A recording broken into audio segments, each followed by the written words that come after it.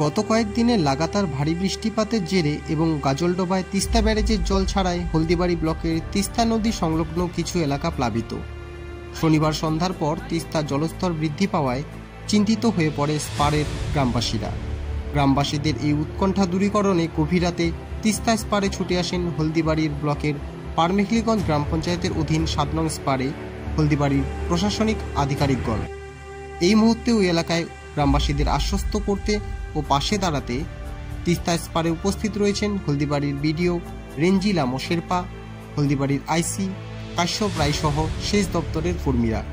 এছাড়াও সঙ্গে রয়েছে দেবাশিস রায়, নন্দন রায়, সাগর রায় সহ আরও কিছু স্থানীয় যুবক।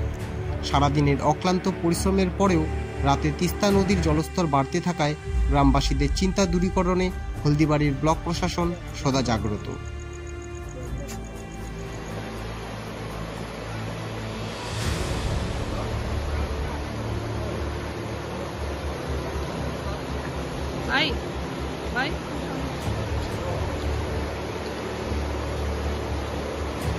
আপনারা দেখছেন নর্থ বেঙ্গল সমাচার, উত্তরের বার্তা, সত্যের পথে।